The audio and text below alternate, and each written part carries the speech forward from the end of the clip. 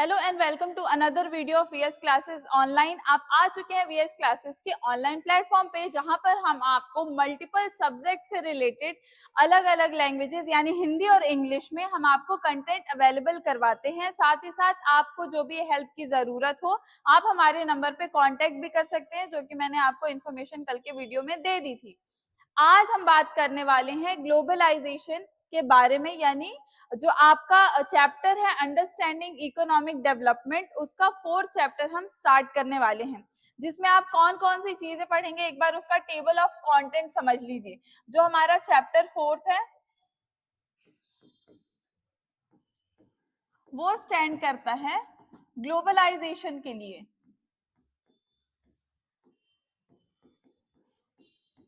And Indian economy.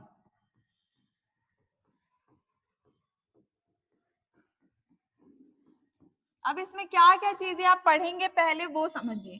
सबसे पहले तो आपको ग्लोबलाइजेशन क्या है वो समझना पड़ेगा।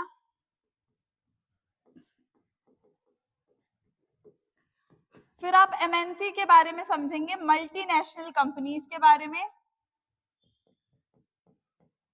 फिर आप फॉरेन ट्रेड के बारे में समझेंगे, फॉरेन ट्रेड और इन्वेस्टमेंट के बारे में।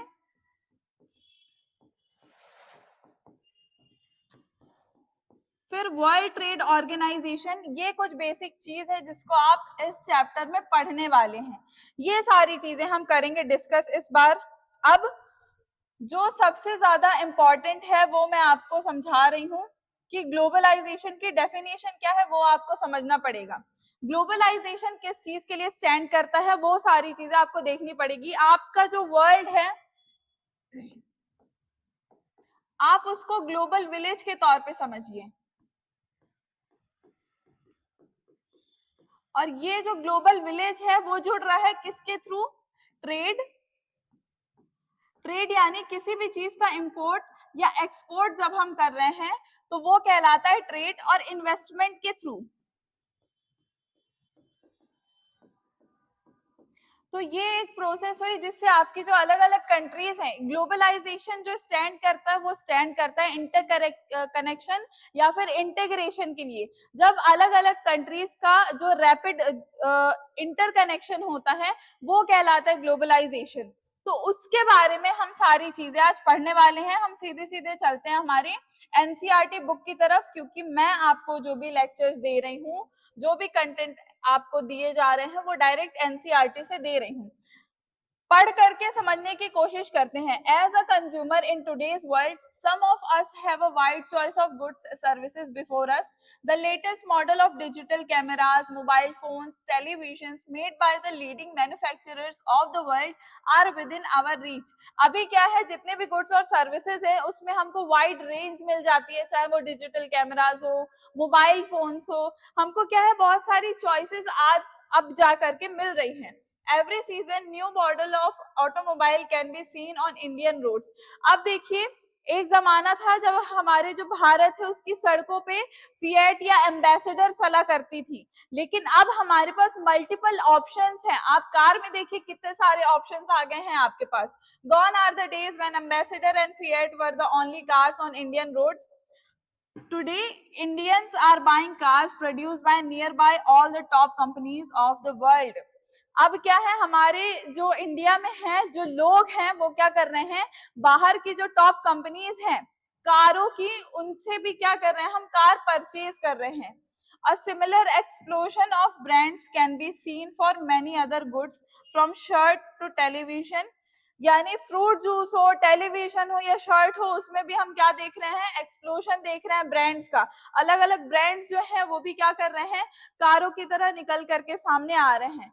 Such wide ranging choices of goods in our market is a relatively recent phenomenon। You wouldn't have found such a wide variety of goods in Indian market even 2 decades। आप देखिएगा कुछ 20-30 सालों से आपके पास इतने सारे ऑप्शन आ चुके हैं जो आपने सालों पहले नहीं देखे होंगे। How do we understand this rapid transformation?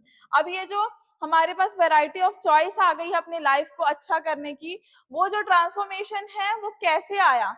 What are the factors that bringing about these changes? ये जो changes हैं वो किन factors के कारण आ रहे हैं? How are these changes affecting the lives of the people, और ये जो चेंजेस हैं वो हमारी लाइफ यानी जो लोग हैं उनकी लाइफ को किस तरीके से चेंज कर रही है, ये सारे क्वेश्चन हम इस चैप्टर में समझेंगे। सबसे पहला जो हमारा टॉपिक आता है वो है प्रोडक्शन अक्रॉस कंट्रीज। जब प्रोडक्शन अक्रॉस कंट्रीज होता है उसी को हम बोलते हैं ग्लोबलाइजेशन, यानी उसको हम कहते हैं मल्टीनेशनल कंपनीज। मल्टीनेशनल कंपनीज क्या करती है मैं बताती हूँ। मान लीजिए एक कोई कंपनी है, वो कार बनाने का काम कर रही है, तो वो जो कंपनी है वो एक कंट्री में सेटअप है। मान लीजिए एक्स कंपनी एक्स कंट्री है, वो क्या कर रही है, कार प्रोडक्शन का काम कर रही है। ठीक, वो क्या कर रही है, वाई कंट्री से उसके पार्ट्स परचेज कर रही है। ठीक है, और वो जो कार प्रोडक्शन हो रहा है उसको अलग अलग कंट्रीज में वो क्या कर रही है, सेल कर रही है। अब ये जो आप देख रहे हैं कि अलग अलग कंट्री में सारा काम हो रहा है, यानी कार का प्रोडक्शन या मैन्युफैक्चरिंग कहीं और हो रही है और पार्ट्स उसके या इक्विपमेंट्स कहीं और कंट्री से परचेज कर रहे हैं और उसको सेल कर रहे हैं वर्ल्ड वाइड। तो ये जो प्रोसेस आप देख रहे हैं इसको जो करता है वो कहलाता है एमएनसी।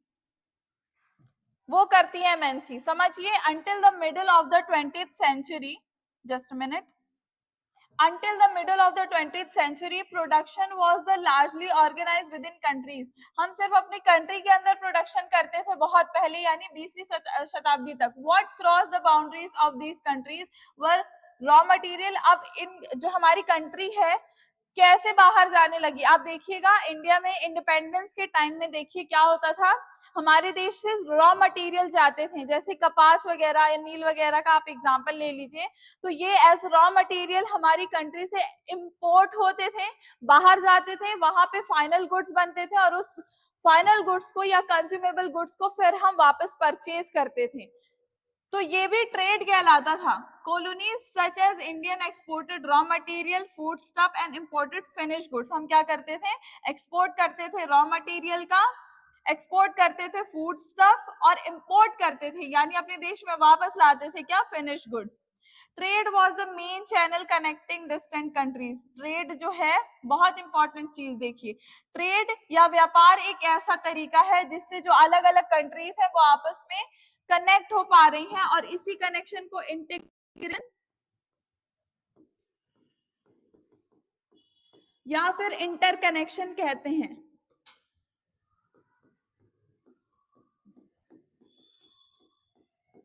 समझ में आई होंगी इतनी चीजें। This was before large companies called multinational corporation. MNC emerged on the scene. MNC is company that owns or control production in more than one nation। MNC जो है वो एक नेशन से ज्यादा में क्या करती है, कंट्रोल या ओन करती है। MNC set up offices and factories for production in regions where they can get cheap labor और other resources। अब MNC ऐसा क्यों कर रही है कि एक ही कंट्री में सारा काम क्यों नहीं कर ले रही है, क्योंकि MNC क्या करती है, प्रॉफिट अर्न करती है। To earn greater profit MNC क्या करती है, चीप प्राइसेस पे वो सोचती है उनको लेबर और फैक्ट्रीज वगैरह चीप प्राइसेस पे मिल जाए और क्या हो, उनको ज्यादा प्रॉफिट हो। This is done so that the cost of production is low and the MNC can earn greater profit. Consider the following example. अब देखिए एग्जांपल से आपको समझाने की कोशिश कर रहा है कि कैसे एमएनसी करती है। Spreading of production by MNC. यहाँ पे आपको एक एग्जांपल दिया हुआ है इंडस्ट्रियल इक्विपमेंट्स का, कि एक बड़ी एमएनसी है जो क्या करती है, प्रोड्यूस करती है इंडस्ट्रियल इक्विपमेंट। अब वो इंडस्ट्रियल इक्विपमेंट जो है प्रोड्यूस करने के प्रोसेस में देखिए जो उसका डिजाइन है, प्रोडक्ट का डिजाइन, वो कहाँ बन रहा है, research centres of United States. यहाँ पे आई कंट्री एक, and then has the component manufactured in China. अब उसका जो कंपोनेंट है वो मैन्युफैक्चर हो रहा है चाइना में। यहाँ पे यूनाइटेड स्टेट्स आए, फिर दूसरा आया चाइना, फिर these are then shipped to Mexico and eastern Europe. यहाँ पे आई अपनी तीसरी country where the product are assembled. अब मैक्सिको और ईस्टर्न यूरोप में फिर वो जो प्रोडक्ट है या पार्ट्स है वो असेंबल होते हैं।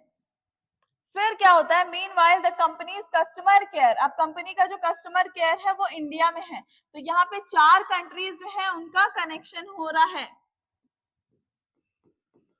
किस चीज के लिए? एक चीज के प्रोडक्शन में, और यही प्रोसेस कहलाती है एमएनसी करती है। जो समझ आया? तो ये एक एग्जांपल के थ्रू आपको समझाया गया कि कैसे जो है United States, China, India, Mexico, eastern Europe आपस में जुड़ रहे हैं। The goods and services are produced globally, as a result production is organized in increasingly complex ways. ये जो एमएनसी कर रही है, फिनिश प्रोडक्ट जो है वो बेच ग्लोबली रही है, लेकिन बन अलग अलग जगहों में रहा है। The production process is divided into small parts and spread out across the globe. In the above example, China provides the advantage of being a cheap manufacturing location. China क्या कर रही है? चीप मैन्युफैक्चरिंग लोकेशन हमको दे रही है। Mexico and eastern Europe में क्या हो रहा है? क्लोजनेस है। यूएस और यूरोप के मार्केट से क्लोजनेस है। इंडिया के पास हाईली स्किल्ड इंजीनियर्स हैं जो अपनी इंग्लिश के लिए ट्रेनिंग भी उनको मिल रही है, तो वो क्या कर रहे हैं? कस्टमर केयर सर्विसेज बहुत अच्छे से प्रोवाइड कर रहे हैं। तो 4+ कंट्रीज मिलकर के एक कंपनी का काम कर रहे हैं। And all this probably can mean 50-60% cost saving for the MNC. यहीं पे तो आ रहा है प्रॉफिट अर्निंग। और यहाँ पे सिर्फ एमएनसी प्रॉफिट अर्न नहीं कर रही है, एम्प्लॉयमेंट भी जनरेट कर रही है। The advantage of spreading out production across the border to the multinational can be truly immense. ये बहुत ज्यादा एक, आप देखिए कितना दिमाग लगाने वाला चीज है कि इससे एम्प्लॉयमेंट भी जनरेट हो रही है और बाकी जो कंट्रीज है वो इंटरलिंक भी कर रही है, उनके जो रिलेशन है वो भी बहुत अच्छे हो रहे हैं। अब आ जाते हैं हमारी अगली heading, interlinking production across countries. कैसे इंटरलिंक करते हैं जो प्रोडक्शन होता है उसको देखिए। In general MNC set up production where it is close to the market. अब देखिए आप, मैंने 8th क्लास में एक चैप्टर पढ़ाया था जिसमें आपको बताया जा रहा था कि अगर आप एक इंडस्ट्री सेट करना चाह रहे हैं तो कौन कौन से ऐसे फैक्टर्स हैं जो लोकेशन को अफेक्ट करते हैं। तो उसमें आ जाता था land, labour, capital, electricity, water etcetera. ये कुछ चीजें थी जो क्या करती हैं? अफेक्ट कर रही हैं अगर आप इंडस्ट्री सेटअप करना चाहते हैं। तो यहाँ पे एमएनसी भी क्या कर रहा है? वो ऐसी लोकेशन देख रहा है जो क्या हो? मार्केट से क्लोज हो, where there is skilled and unskilled labour available at low cost. दूसरी चीज, लो कॉस्ट में उनको लेबर मिल जाए और जो मार्केट हो वो क्लोज हो किससे? एमएनसी के पास में ही हो, where the availability of other factor production is assured. In addition, MNC might look for the government policies that look after their interest. और गवर्नमेंट क्या करे? उनके इंटरेस्ट को भी ध्यान में रखे, प्रॉफिट अर्निंग वाला जो इंटरेस्ट है उसको भी। Having assured themselves of these condition, MNC set up factories and offices for production. जब इन सारे कंडीशन को जब वो देखते हैं कि वो फुलफिल हो चुकी है तो वो क्या करते हैं? सेटअप कर देते हैं अपनी इंडस्ट्री को।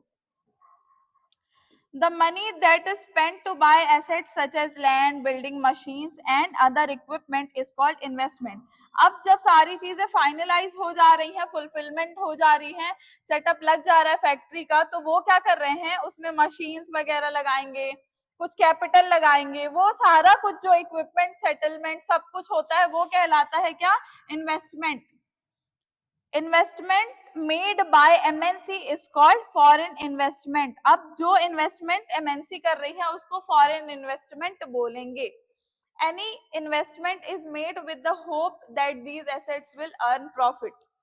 प्रॉफिट अर्न करने के मोटिव से जब आप क्या करते हैं? इन्वेस्टमेंट करते हैं, तो वो कहलाता है foreign investment. At times MNC set up production jointly with some local companies of this country. कभी कभी एमएनसी क्या करती है? एमएनसी मल्टीनेशनल कंपनी खुद को बेनिफिट के लिए जो लोकल काम करने वाले होते हैं, शॉप्स होती हैं या कंपनी या ब्रांड होते हैं किसी पर्टिकुलर कंट्री के, उससे वो क्या करती हैं? कोलैबोरेट कर लेती हैं या उनके साथ मिलकर के काम करती हैं या क्या करती हैं? उस कंपनी को ही खरीद लेती हैं। The benefit of the local company of such joint production is twofold. अब इसके दो बेनिफिट हो सकते हैं। वो क्या कर रही हैं? जब लोकल कंपनी के साथ मिलकर के काम कर रही हैं तो उसके दो बेनिफिट होते हैं। और क्या क्या बेनिफिट है? पहला, MNC can provide money for addition investment. वो क्या करती है? इन्वेस्टमेंट के लिए वो क्या करती है, एडिशन मनी जो है वो उनको प्रोवाइड करवाएगी वहां की कंपनी को, like buying new machines and faster production, यानी उनका जो प्रोडक्शन है वो जल्दी हो, इसलिए वो क्या करेंगे, उनको कुछ पैसे एक्स्ट्रा देंगी। दूसरा बेनिफिट क्या है, लेटेस्ट टेक्नोलॉजी भी देंगी। वो जो एमएनसी है उस अलग वाली कंट्री को क्या करेंगी, पैसे देंगी और लेटेस्ट टेक्नोलॉजी भी देंगी। तो ये बेनिफिट हो रहा है उनके साथ काम करने वाली कंट्रीज का भी। तो ये दो बेनिफिट्स आपने समझ लिए। अब आगे बढ़ते हैं। But most common route for MNC investment is to buy up local companies and then to expand production. लेकिन MNC का एक जो तरीका है वो क्या है, वो क्या करती है, इन्वेस्टमेंट करने से ज्यादा अच्छा रहता है वो उस कंपनी को खरीद लेती हैं और उसके बाद से उस कंपनी को एक्सपेंड करती हैं या उस ब्रांड को एक्सपेंड करती हैं, यानी फिर उस कंपनी को क्या करेंगी, वो और ऊपर के लेवल पे ले जाती हैं। MNC with huge wealth can quite easily do so. अब एमएनसी के लिए कोई बड़ी बात तो है नहीं कि वो किसी एक ब्रांड को खरीद ले। To take an example, Cargill foods, a very large American MNC, has bought over small and Indian company. अब यहाँ पे एग्जांपल दे रहा है आपको कारगिल फूड्स का। उन्होंने क्या किया, ये एक अमेरिकन एमएनसी है जो क्या की, स्मॉलर जो इंडियन कंपनीज हैं जैसे परक फूड, उसके साथ उन्होंने क्या किया, काम करना शुरू कर दिया। परक foods had built a large marketing network in various parts of India. India में ये जो परक फूड्स हैं उनका क्या था, अच्छा नेटवर्क था। Where its brand was well reputed, हमारा जो ब्रांड था ये परक, वो बहुत ज्यादा, उसकी रेपुटेशन भी मार्केट में अच्छी थी। Parakh foods had 4 oil refineries whose control has now shifted to Cargill. अब हमारी जो परक फूड है उसमें क्या था, ऑयल रिफाइनरीज भी थी हमारे पास 4। बाद में वो जो उसका शिफ्ट था वो किस तरफ हो गया, अमेरिकन एमएनसी की तरफ, यानी किसकी तरफ हो गया, कारगिल की तरफ हो गया। Cargill is now the largest producer of edible oil in India with a capacity to make 5 million pouches daily. अब ये दोनों जब MNC यानी अमेरिकन MNC और हमारे कंट्री का जो पराग फूड्स था उनका जो मेल हुआ उससे देखिए प्रोडक्शन बहुत अच्छा बढ़ गया और लार्जेस्ट की अकाउंटिंग में हम आ चुके हैं। अब in fact many of the top MNC have wealth exceeding the entire budget of the developing countries government. With such enormous wealth, imagine the power of influence of these MNC. MNC के पास इतनी ज्यादा power होती है कि वो अपना production भी अच्छे से कर लेती हैं, ट्रेड भी अच्छे से कर लेती हैं, प्रॉफिट अर्निंग भी हो जाती है और वो क्या करती हैं, कंट्रीज के जो रिलेशन होते हैं उसको भी बढ़िया कर देती हैं। There another way in which MNC control production. अब एक और तरीका है जिससे एमएनसी क्या करती है, प्रोडक्शन को कंट्रोल करती है। Large MNCs developed countries place order for production with small producer. जो बड़ी बड़ी एमएनसीज होती हैं वो क्या करती हैं, स्मॉल प्रोड्यूसर्स जो होते हैं उनके साथ क्या करती हैं, डील करती हैं। जैसे garments, footwear, sports item are example of industries where production is carried out by large number of small producer. जो बहुत स्मॉल प्रोड्यूसर्स होते हैं उनका एक ग्रुप होता है जो क्या करते हैं, प्रोडक्शन करते हैं इन सारे आइटम्स का, तो उनके साथ भी वो क्या करती हैं, कोलैबोरेट करने लगती हैं। The product are supplied to MNC which then sell these under their own brand names to the customer. जहां पे MNC क्या कर रही है, जो छोटे प्रोड्यूसर्स हैं उनके साथ मिलकर के काम कर रही है और लार्ज अमाउंट में क्या कर रही है, प्रोडक्ट को बनवा रही है और बाद में जब उसको सेल करने जाती है तो वो उसको अपने ब्रांड नेम से ही सेल करती है कस्टमर को। These large MNC have tremendous power to determine price, quality, delivery and labor condition for these distant producers. वो क्या करती है, उनको ऐसा नहीं है कि वो एक्सप्लॉइट करती है, जो स्मॉल प्रोड्यूसर्स होते हैं उनको भी यहाँ पे बेनिफिट देती है। We see that there are a variety of ways in which the MNC are spreading their production and interacting with local producer. क्या कर रही है, अपना प्रोडक्शन भी क्या कर रही है, एक्सपेंड कर रही है, साथ ही साथ वो इंटरेक्ट कर रही है लोकल प्रोड्यूसर से भी in various countries across the globe by setting up partnership with the local companies. जो लोकल कंपनी है उनके साथ भी वो पार्टनरशिप के साथ काम कर रही है by using the local companies for supplies, by closely competing with local companies. वो कंपीट भी कर रही है और उनके साथ पार्टनरशिप में काम भी कर रही है। Production in these widely dispersed location is getting interlinked. यहाँ पे क्या हो रहा है, वो बाकी जो लोकल प्रोड्यूसर्स हैं उनसे भी क्या कर रही है, कनेक्शन बना रही है। Foreign trade and integration of market. अब यहाँ पे आपका टॉपिक आता है इंटीग्रेशन का। For a long time foreign trade has been main channel connecting countries. जो ये ट्रेड था, फॉरेन ट्रेड, वो सबसे बड़ा रीजन था जिसके थ्रू क्या होता था, जो अलग अलग कंट्रीज हैं उनका कनेक्शन बनता था। In history you would have read about the trade routes connecting India and South Asia to market both in east and west and the extensive trade that took place along these routes. आपने history में पढ़ा होगा पहले की classes में कि दो अलग अलग रूट्स बनाए गए थे ट्रेड करने के लिए। सबसे पहले जब हम देखेंगे तो व्यापार के केवल दो ही रास्ते थे, रेशम मार्ग और जल मार्ग जिसको बोला जाता था, जिसके बारे में आप पुराने लेक्चर्स देखेंगे तो आपको पता चलेगा। तो क्या है, यही दो मार्ग हुआ करते थे और इनसे व्यापार किया जाता था। तो आप देखिए कि उस समय भी जब हमारी कंट्री एक दूसरे से जुड़ रही थी तो उस समय भी ट्रेड ही एक ऐसा तरीका था जिसके थ्रू अलग अलग कंट्रीज क्या कर रही थी, व्यापार कर रही थी। Also you would remember that it was trading interest which attract various trading companies such as East India Company. अगर हमारे देश में आप देखेंगे हिस्ट्री में, तो हमारे देश में जब कंपनियां आ रही थी व्यापार करने के लिए तो उस समय भी उस समय भी वो लोग क्या कर रहे थे, व्यापार करने के लिए आ रहे थे, जिसमें आपको एग्जांपल दे रहा है ईस्ट इंडिया कंपनी का। What then is the basic function of foreign trade? तो foreign trade का basic function क्या है यहाँ पे? To put it simply, foreign trade creates an opportunity for the producer to reach beyond the domestic market. Foreign trade basically क्या कर रही है, अपॉर्चुनिटी जनरेट कर रही है अलग अलग प्रोड्यूसर्स के लिए कि वो अपना जो प्रोडक्ट है वो क्या करें, डोमेस्टिक मार्केट से निकल करके बाहर के देशों में भी बेचें। तो यहाँ पे क्या हो रहा है, एम्प्लॉयमेंट जनरेट हो रहा है और उनके पास एक अपॉर्चुनिटी है अलग अलग कंट्रीज और प्रोड्यूसर्स के पास कि वो अलग अलग मार्केट से जुड़ सके। Producers can sell their produce not only in market located within the country but also compete in market located in other countries of the world. जो अदर कंट्री के जो मार्केट है वहां पे भी वो जा करके क्या करें, compete कर सकें और वो भी क्या करें, प्रॉफिट अर्न कर सकें। Similarly, for the buyers, import of goods produced in another country is one way to expanding the choice of goods beyond what domestically produced. अब देखिए यहाँ पे एक बहुत अच्छा पॉइंट निकल करके आ रहा है कि जब अलग अलग जो मार्केट्स हैं जब वो जुड़ते हैं, compete करते हैं प्रॉफिट अर्न करने के लिए, प्रोड्यूसर सामने आते हैं, डोमेस्टिक मार्केट से निकलते हैं, तो उसमें जो कंज्यूमर है उनका ये बेनिफिट होता है कि हमारे पास चॉइसेस बढ़ जाती हैं, हमारे पास बहुत सारी चॉइसेस आ जाती हैं, जिसका एग्जांपल आपको आगे दिया हुआ है कि जैसे देखिए ये आपको एक शॉप दिख रही है और यहाँ पे आपको एक्सप्लेन करने की कोशिश कर रहा है चाइनीज टॉयज के बारे में। आप एक समय को देखेंगे तो क्या था कि हमारे इंडियन मार्केट में जो टॉयज बन रहे थे, जो खिलौने बन रहे थे, उसमें उतने हमारे पास चॉइसेस नहीं थी। तो उस समय जो चाइना है उन्होंने कैसे प्रॉफिट अर्न किया और बेनिफिट उठाया उस चीज का, उन्होंने चीप प्राइसेस में बहुत अच्छे अच्छे वैरायटी के टॉयज बनाए और बाद में क्या हुआ, उससे हमारे जो डोमेस्टिक प्रोड्यूसर्स हैं उनको बहुत ज्यादा नुकसान हुआ था, इंडियन मार्केट को नुकसान हुआ था।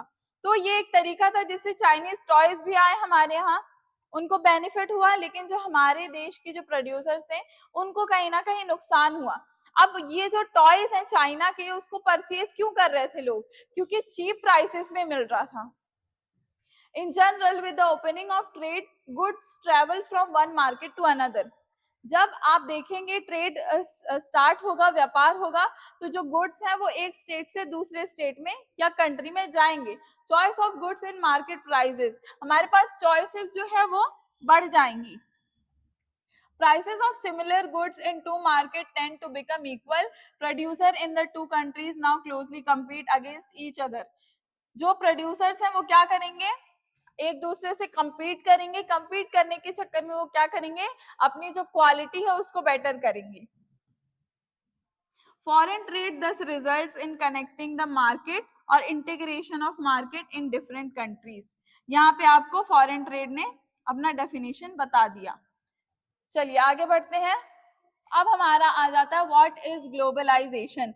मैंने आपको ग्लोबलाइजेशन के बारे में बता दिया है, एक बार रीड करके थोड़ा सा समझ लेते हैं। In the past 2-3 decades, more and more MNC have been looking for location around the world which would be cheap for their production. MNC कुछ सालों से ऐसा कर रही है कि वो चीप लोकेशंस देखती है जहां पे उनका प्रोडक्शन भी अच्छा हो सके, ठीक है, और मार्केट भी एक्सपेंड हो सके। Foreign investment by MNC in these countries has been rising. At the same time, foreign trade between countries has been rising rapidly. MNC जितनी सेटअप हो रही है, फॉरेन इन्वेस्टमेंट उतना बढ़ रहा है, क्योंकि ट्रेड के कारण क्या होता है, फॉरेन इन्वेस्टमेंट बढ़ता है। A large part of foreign trade is also controlled by MNC. For instance the car manufacturing plant of Ford Motors, देखिए यहाँ पे आपको एग्जाम्पल दिया हुआ है फोर्ड मोटर्स का, आपको यहाँ पे बता रहा है कि फोर्ड मोटर्स का जो है, आप देखिए इंडिया में वो कारें बिकती हैं, वर्ल्ड वाइड भी बिकती हैं, लेकिन जो उसके कंपोनेंट्स हैं वो किसी और कंट्री में यहाँ पे बन रहे हैं। जैसे for instance the car manufacturing plant of Ford motor in India not only produces cars for the Indian market. ये जो फोर्ड मोटर्स है वो सिर्फ इंडियन मार्केट के लिए कार्स नहीं बनाते हैं, it also export to the other developing countries and export car components for its manufactories around the world. अब फोर्ड मोटर्स की बहुत सारी फैक्ट्रीज जो है वो अलग अलग कंट्रीज में भी लगी हुई हैं, तो वो क्या करते हैं, कार कंपोनेंट्स को और सारी कंट्रीज में भी जहां उनकी फैक्ट्री है वहां पे भी भिजवाते हैं, और बनने के बाद से वो वर्ल्ड वाइड बिकती हैं। तो ये एक MNC का एग्जाम्पल आपके पास हो गया। Likewise, factories around the world likewise activities of most MNC involve substantially trade in goods and also services. तो ये आपने देखा ग्लोबलाइजेशन के बारे में जो मैंने आपको बताया, और डेफिनेशन भी मैंने आपको बताया कि जो प्रोसेस क्या होती है ग्लोबलाइजेशन की, rapid integration and interconnection between countries, जहां पे जो अलग अलग कंट्रीज हैं जब इंटरकनेक्ट करती हैं थ्रू इन्वेस्टमेंट, फॉरेन ट्रेड, वो कहलाता है globalisation. More and more goods and services, investment and technology are moving between countries. यहाँ पे आपको चीजें बता दिया गया है ग्लोबलाइजेशन के बारे में। अब हमारा जो है नेक्स्ट टॉपिक वो है factors that have enabled globalisation. कौन से ऐसे फैक्टर्स हैं जो ग्लोबलाइजेशन को इंक्रीज कर रहे हैं, जैसे टेक्नोलॉजी हो गया, ठीक है, इसको हम ब्रीफली नेक्स्ट लेक्चर में ही डिस्कस करेंगे। मैं आपको टॉपिक्स बता दे रही हूँ। लिबरलाइजेशन के बारे में भी हम पढ़ने वाले हैं, यानी टेक्नोलॉजी और लिबरलाइजेशन जो है उसके कारण जो ग्लोबलाइजेशन है वो हुआ था। अब लिबरलाइजेशन क्या होता है उसको हम नेक्स्ट क्लास में समझेंगे। आज के लेक्चर्स को ध्यान से देखिएगा और नोट्स प्रिपेयर कीजिएगा। Thank you so much.